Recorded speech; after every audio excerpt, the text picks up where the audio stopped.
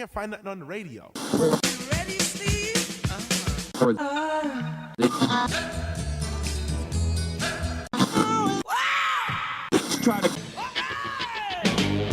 Welcome to Songology. He's Bruce.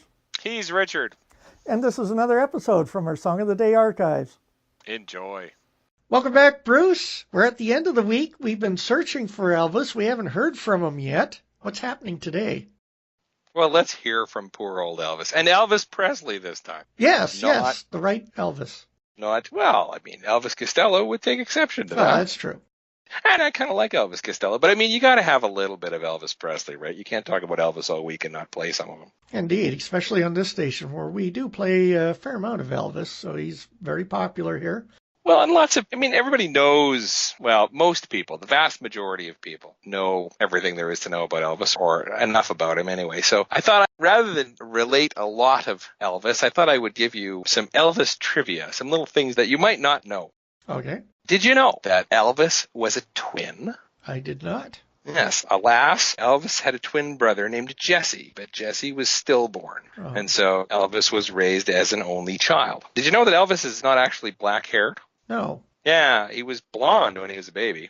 Oh. And by the time he got to be an adult, he was kind of a sandy brown hair. Yeah. But he dyed it black, supposedly influenced by Tony Curtis. Uh-huh. Now, and we refer to the fact that he was born in Tupelo, Mississippi. Did you know that when he was a year old, it was actually April 5th, 1936, there was a tornado that hit Tupelo, Mississippi, the fourth deadliest in the United States in all of U.S. history. Killed 216 people. Elvis and his family survived, but there was a lot of damage to where they were living. Yes. And did you know that Elvis, before he was a singer, was a truck driver and an usher at the Lowe's State Theater in Memphis, Tennessee? I knew about the truck driver bit. There you go. About the usher. Well, I can also tell you that Elvis had his first music contract with Sam Phillips, right, of Sun Records. And Sam Phillips sold Elvis's contract to RCA for the sum of $35,000. Now, that was in 1955. Right. $35,000 would probably buy you a house, probably a pretty good one in 1955. But, of course, when people hear that, they think, oh, gee, you gave up Elvis, you gave up all that millions and so forth. But you have to keep in mind that back in 55, music was a really sort of a quick money sort of a game. There was no way, nobody, small record label owners of any kind, nobody got a percentage of an artist's future royalties and so forth. And $35,000 was by far and away the biggest amount ever paid for any artist by a major label. And you got to keep in mind that at the time, everybody thought rock music was a fad. Yes. Right? This is just, this isn't going to last, right? And so there were a lot of people were saying, if anything, RCA paid, they wildly overpaid. They never should have paid that much money for him. This is crazy. 60 years later, and we're talking about it. Oh, absolutely. However, to talk about how clever Sam Phillips was, he took his $35,000 and invested it in a small upstart hotel chain that had just started in Memphis. A hotel chain that at the time was known as the Holiday Hotel. Uh-huh. And now known as the Holiday Inn. Indeed. So Sam Phillips did pretty well out of his $35,000. So. Yes. Yeah. Did you know that Elvis only played 2 shows outside the United States? No. And both of them were in Canada. Huh. He played in Maple Leaf Gardens April 2nd, 1957, and April 3rd, he played in Ottawa. Every other show he ever played was in the States somewhere. Huh. And his first performance on the Ed Sullivan Show was watched by 82.6% of the nationwide viewing audience, which is pretty phenomenal when you think about it. That is amazing. Yes. Everybody's watching Elvis. And Ed Sullivan paid Elvis $50,000 for his appearances, and that was more money than had ever been paid to anybody to ever appear on any network variety program. Yes, I'm thinking the Beatles, they got paid $2,500, I think it was. Yeah, something like that, yeah. It wasn't a huge amount. No. But Elvis was a big deal. Yes. He really, really was. In fact, I could have mentioned when we were calling Elvis on, actually, this brings up another thing I forgot. The reason why Mark Knopfler wrote Calling Elvis was because his brother-in-law was trying to get him on the phone for the longest time and eventually when he reached him said, hey, you're harder to get a hold of than Elvis. And that's sort of stuck in his brain. But I was also going to mention on Monday that if you go 40 miles west of St. Louis to Wright City, Missouri, there is a roadside attraction called the Elvis is Alive Museum. And this is dedicated to the theory that Elvis faked his own death and has lived in obscurity and seclusion ever since. And according to the reports that I have, they are dead serious. Yeah. Well, in Portland, Oregon, by the big used bookstore whose name I can't recall at the moment, wedged between two buildings, so it's a space that might be 4 feet wide. Don't know if it's still there today, but it was there for many years. It was the Church of Elvis. Oh, the Church of Elvis. Did they have an Elvis impersonator as the No, there's minister? no persons there, but it's a window you look through, basically, and it's just chock full of Elvis memorabilia. Wow. Now, a question That's for kind of you. wild. Okay. Do you know where you were when you first heard that Elvis had died? No, I don't. Do you? I was in my dad's workshop. Well, there you They had go. the radio on, and they cut right into a song with the news that Elvis was dead. I know where I was when John Lennon was shot, but I don't know where I was when Elvis died. Poor old Elvis, eh? I mean, he someday we can get into that in a little more detail, but the poor guy at the end was basically sort of living in a kind of a chemical stew because he was taking so many drugs for so many different things, and some of them recreationally. So this was just not a good thing, eh? But where we're at is back at the beginning of Elvis's career with one of his early hits, the famous Hound Dog. Indeed. Now you remember Hound Dog, right? And since Charlie is occasionally barking in the background, I thought it was appropriate that we play Hound Dog, right? Hey, a song for you, Charlie. Now, did you know that Hound Dog was actually an R&B hit for Big Mama Thornton in 1953? Nope.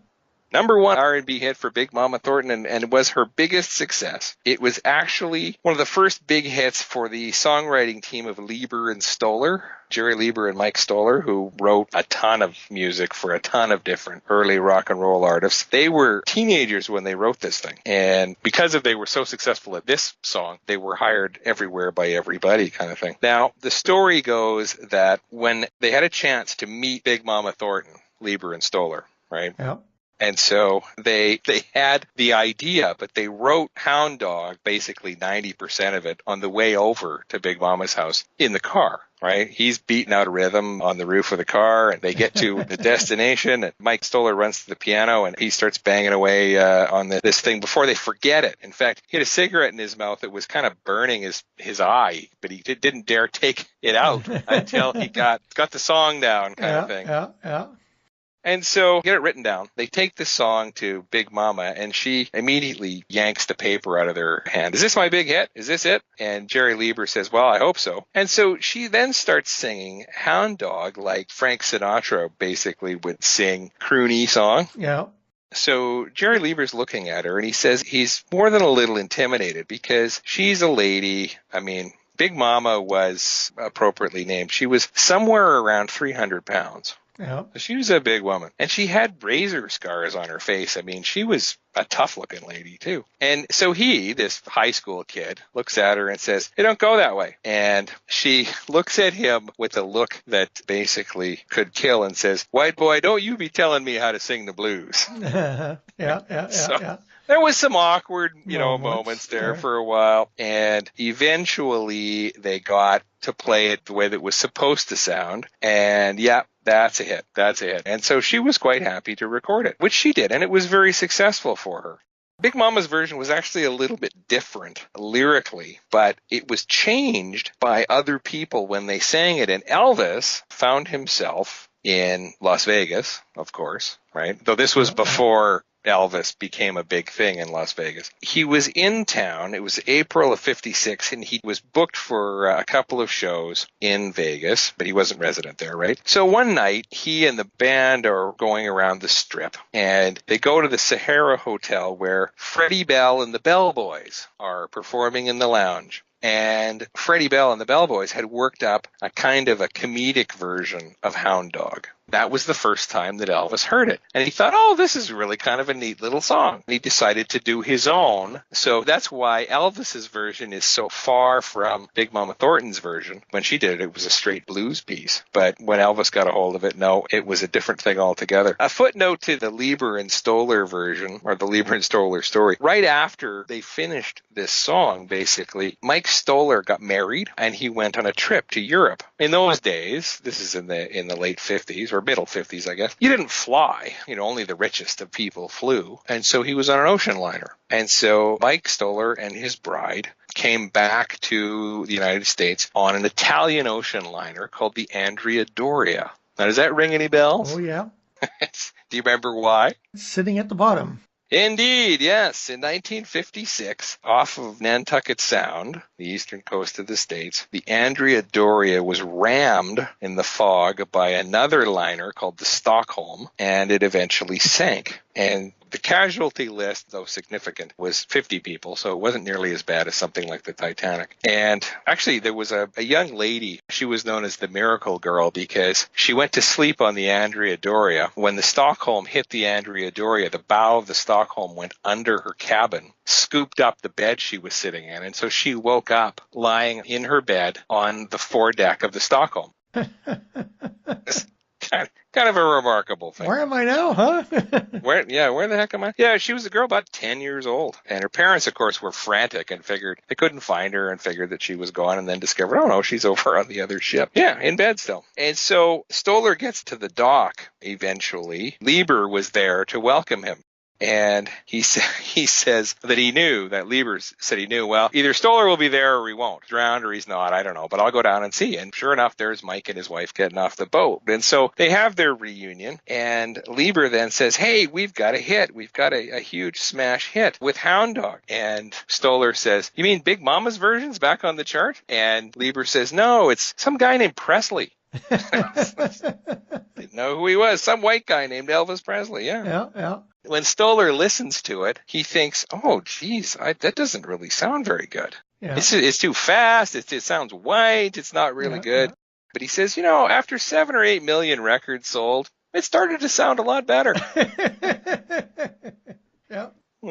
Mike Stoller says the other stuff that they went on to do with Elvis, yeah, he became a big fan over the years. Oddly enough, in his later years, Elvis didn't like performing this live for some reason. And oftentimes he would rush through it, or he would do a really, really short version and then sort of segue into something else. Apparently, if you have a chance to see on tape the Aloha from Hawaii Elvis special from 73. There's a good example of it there. But anyway, back for happier times for Elvis and Lieber and Stoller. Here's Hound Dog.